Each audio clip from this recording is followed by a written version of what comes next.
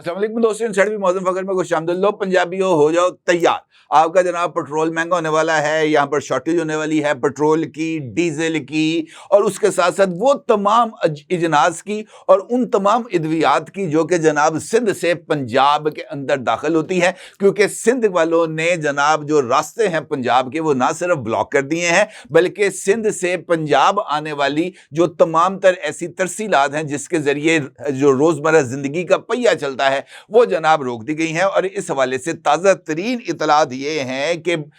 ये जो बंदरगाह है सिंध में, जो कराची पोर्ट है, वहां पर अब तक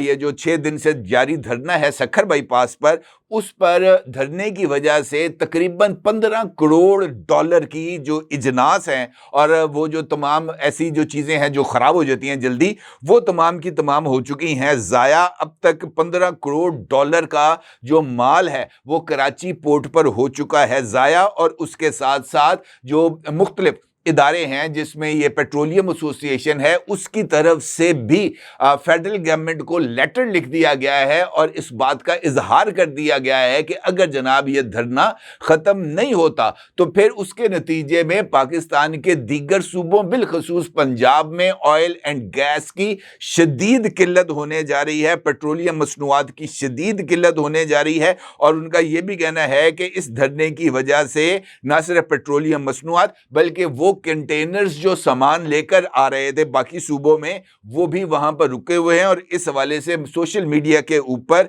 जो लंबी लंबी कतारें लगी हुई हैं, ये जो माल बर्दारी वाला जो भी इसके अंदर चीजें होती हैं उसके, और इस बारे में जिक्र किया जा रहा है कि जनाब इन चीज़ों की अदम दस्तयाबी और रास्ते के ना खुलने की वजह से जो सूरत हाल है वो संगीन हो रही है। अब बताया जा रहा है कि मुख्तलिफ जो लीडर्स हैं उन्होंने आपस में रब्ता किया है और मुमकिन तौर पर वज़ीर आला सिंध जनाब मुराद अली शाह साहब की आज मुमकिन तौर पर वज़ीर आज़म शहबाज शरीफ साहब से मुलाकात होने जा रही है। अब जो वज़ीर आज़म ऑफिस है उसके तरफ से जो बयान जारी किया गया है उसके मुताबिक ये मुलाकात या तो आज हो जाएगी या कल, लेकिन कतई तौर पर इस बात का जिक्र नहीं किया गया कि इस मुलाकात का फाइनल आउटकम क्या निकलेगा। क्या जनाब रास्ते खुल जाएंगे, क्या जनाब लोगों की मुश्किलात हल हो जाएंगी। इंपॉर्टेंट बात यह है कि सिंध गवर्नमेंट की तरफ से ये रास्ते खुलाने की किसी तरह की कोई कोशिश नहीं की जा रही। मुझे ऐसे लगता है कि शायद जानबूझकर इस तरह का माहौल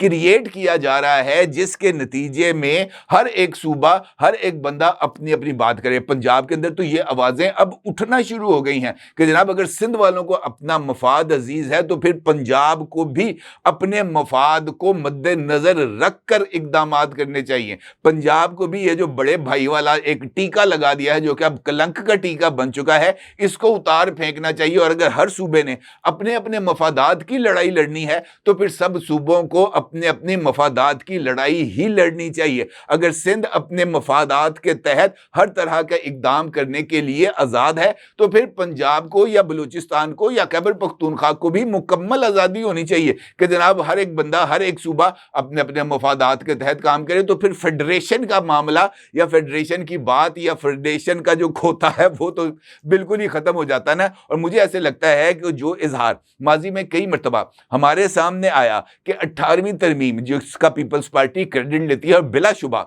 जो इख्तियारात है 1973 के कॉन्स्टिट्यूशन के मुताबिक उसको सूबों की तरफ जाना चाहिए था, लेकिन ये जो 18वीं तरमीम के मंजूरी के बाद इख्तियारात की सूबों को मुंतकली की जो हमारे सामने उसका नतीजा आ रहा है वो मुझे ऐसे लगता है कि शायद वफाक को मजबूत करने की बजाय वफाक को कमज़ोर कर रहा है। आप इस बात से अंदाज़ा लगा सकते हैं कि नेशनल हाईवे उसके ऊपर अगर देखा जाए तो शायद जहाँ तक मेरी इंफॉर्मेशन है कि नेशनल हाईवेज़ के ऊपर वफाक का ही कंट्रोल होता है और महकमा दाखिला जो है वो सूबाई जो इंतज़ामिया है उसके तहत ऑपरेशन कर सकती है। लेकिन शायद यहाँ पर भी कोई पॉलिटिकल मसलतें होंगी जिसकी बुनियाद पर इस तरह के इकदाम किए जा रहे हैं। अलबत्ता मईशत को होने वाले इस नुकसान, वो जो लोग जो जिनका रोजगार इस तरह की बार बर्दारी के ऊपर है उनका नुकसान, और ख़ास तौर पर सिर्फ इस वजह से जिस पर वफाक बार बार इस बात का इजहार कर रहा है कि जनाब